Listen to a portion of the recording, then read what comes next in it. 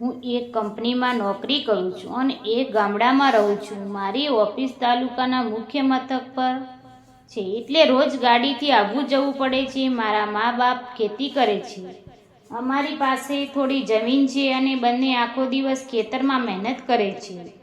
એક દિવસ હું ઓફિસથી થોડા વહેલો ઘરે પાછો આવ્યો. લગભગ સાંજના 6 વાગ્યાનો સમય થશે. ઘરની નજીક પહોંચ્યો તો જોયું કે મા બાપની સાથે એક સુંદર યુવતી આવી રહી છે, જે મારી ઉંમરની આસપાસની લાગતી હતી. તેને જોઈને મને ખૂબ જ આશ્ચર્ય થયું. ધીમે ધીમે તેને ઘરમાં લઈ આવ્યા અને તેના હાથ પગ ધોવડાવ્યા. હું સતત તેના ચહેરા તરફ જોતો જ હતો. તેનો ચહેરો પર ઊંડી ઉદાસી અને દુઃખ સ્પષ્ટ દેખાતું હતું. તેની આંખો સૂજેલી હતી અને રડી રડીને લાલ થઈ ગઈ હતી. મા બાપને અને એ યુવતી તાજા થઈને અંદર આવ્યા. હું પણ તેની સાથે અંદર ગયો. તે યુવતી એક ખૂણામાં ચૂપચાપ બેસી ગઈ, જાણે તેમના બોલવાની તાકાત ન હોય. મા રસોડામાં ગયા, પણ મારું ધ્યાન તેની ઉપર જ હતું. તે માથું નીચું કરીને બેઠી હતી. મારા મનમાં વારંવાર સવાલ ઉઠતો હતો, આ કોણ છે? આટલી સુંદર હોવા છતાં આટલી દુઃખી કેમ છે? અમારા ઘર કે સગા સંબંધીઓમાં મેં તેને ક્યારેય જોઈ નહોતી. ત્યારે મા ચા લઈને આવ્યા. તેમણે મને, બાપુજીને અને તે યુવતીને ચા આપી. મેં ફરીથી તેની તરફ જોયું, પણ તે ઉપર જોવા પણ તૈયાર નહોતી. મારો ચહેરો પર સવાલો જોઈને મા બોલ્યા, અમને પણ ખબર નથી આ કોણ છે. અમે ખેતરમાં કામ કરતા હતા ત્યારે આપણા કૂવામાં કૂદીને પોતાનો જીવ આપવા જઈ રહી હતી. ત્યારે તારા બાપુજી દોડી ગયા અને તેને બહાર કાઢી તેનો જીવ બચાવ્યો. માની વાત સાંભળીને હું થોડી વાર સતત થઈ ગયો. મારા રૂંવાટા ખડા થઈ ગયા. હું તરત જ તેની પાસે ગયો. તેના માથા પર હાથ ફેરવતા ધીમે અવાજે પૂછ્યું, તું કોણ છે? તારું નામ શું છે? આવું કેમ કર્યું?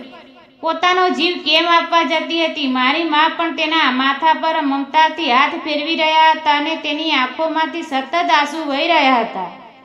થોડી વાર ચૂપ રહ્યા બાદ તે યુવતી ધીમે ધીમે બોલવા લાગી. તેણે તેનું નામ કહ્યું અને તેણે કહ્યું, હું ઘણે દૂરથી આવી છું અને હું એક છોકરાને પ્રેમ કરતી હતી. તેના માટે મેં મારું ઘરેથી રૂપિયા દાગીના લઈને ભાગી ગઈ અને પછી તે છોકરાએ મારી પાસેથી રૂપિયા દાગીના લઈ લીધા અને અમે હોટલમાં રોક્યા. પછી હું સૂઈ ગઈ. હું અડધી રાતના જાગી. હું ચોંકી ગઈ કે તે છોકરો ફોન પર તે વાત કરી રહ્યો હતો. તે મારું ખૂન કરવાની આયોજન પણ બનાવી હતી. કોઈક રીતે હું બચી ગઈ, પણ ત્યારથી હું ભટકી રહી છું. ન કોઈ સહારો, ન કોઈ પોતાના. આખરે હું થાકી ગઈ હતી, સંપૂર્ણ તૂટી ગઈ. એટલે આજે આ કૂવામાં કૂદીને મારું જીવન સમાપ્ત કરવા નિર્ણય લીધો. પણ તે પહેલાં તમે મને બચાવી લીધી.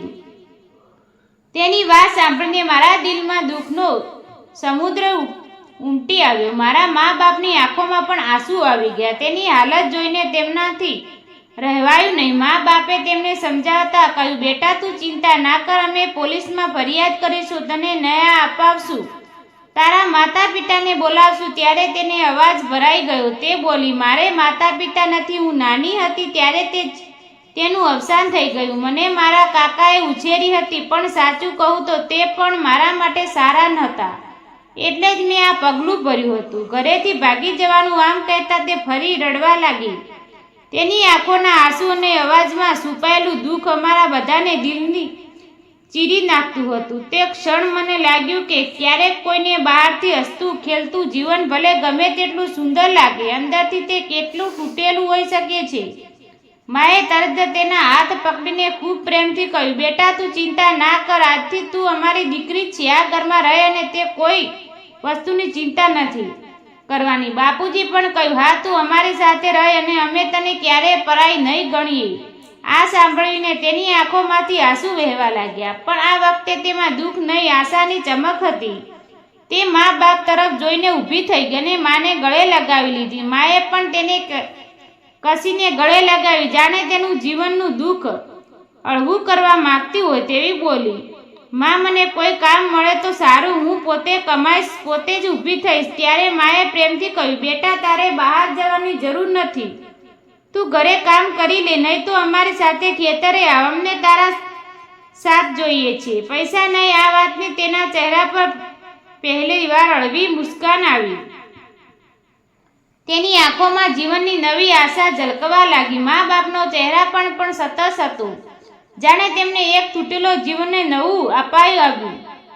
આમ તો દિવસો વીતવા લાગ્યા. તેને ઘરમાં કામ અને ખેતરમાં મહેનત કરવા લાગી. તે ખૂબ જ મહેનતુ હતું, ક્યારેક ના પાડતી. મા બાપ તેની પ્રસન્ન કરતા અને તેના સ્વભાવથી તેને પતિ પ્રતિ ખૂબ લગાવ થઈ ગયો. 1 મહિનો વીતી ગયો. મા બાપ તેને પૈસા આપવાનું વિચાર્યું, પણ તેને ના પાડી. તે બોલી, તમે મને આશરો આપ્યો, જીવન આપ્યું, હું તમારી પાસેથી પૈસા નહીં લઉં. આ સાંભળીને મા બાપનું દિલ ભરાઈ આવ્યું. તેમની તેની સાથે વધુ લગાવ થઈ ગયો અને આ દરમિયાન મારું ધ્યાન પણ વારંવાર તેની તરફ જતું હતું. તેને ચોરી છુપેથી જોતો અને તેને પણ મને જોતી. અમારી નજરો ઘણીવાર મળતી. તેનો ગોરી રંગતો લાંબો વાળ અને મોટી આંખોને આકર્ષણ હતી. એક રવિવાર મા બાપ અમારી બહેનને મળતા તેના સાસરે ગયા. તે દિવસે ઘરમાં ફક્ત હું અને તે હતા. ત્યારે મારા દિલમાં એક અજીબ હલચલન હતી. તેણે સવારે અમારા બંને માટે ખાવાનું બનાવ્યું. તેથી હરકો તો હવે આત્મવિશ્વાસ ઝળકતો હતો. અમે સાથે બેસીને ખાવાનું ખાધું. ખાતી વખતે તેની આંખોમાં હળવી શરમ હતી. તે મારી તરફ જોતી અને પછી માથું નીચું કરી લેતી. તેની આ શરમા મુસ્કાન મને મોહી લેતી હતી. ખાવાનું પૂરું થયા બાદ અમે વાતો કરવા લાગ્યા. તે બોલી, તમારે મા બાપ ખૂબ સારા છે.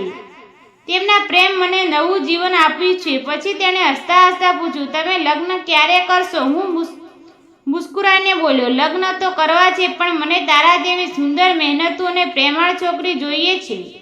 મારી વાત સાંભળીને તે શરમાઈ ગઈ. તેના ગાલ લાલ થઈ ગયા અને તે રૂમમાં ચાલી ગઈ.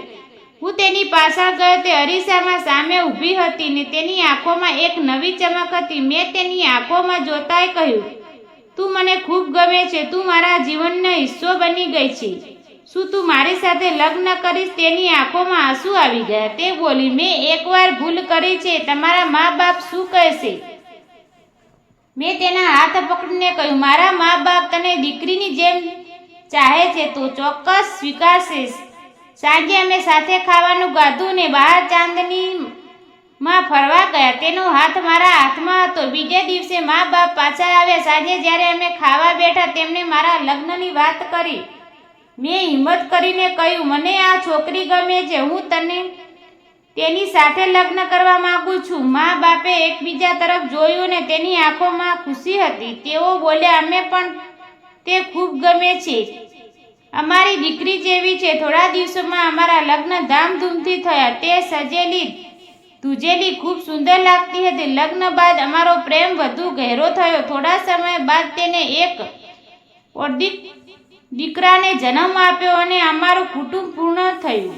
દોસ્તો, તમને આ વાત ગમી હોય તો વિડીયોને લાઈક કરો, શેર કરો અને ચેનલને સબસ્ક્રાઈબ કરો. ધન્યવાદ.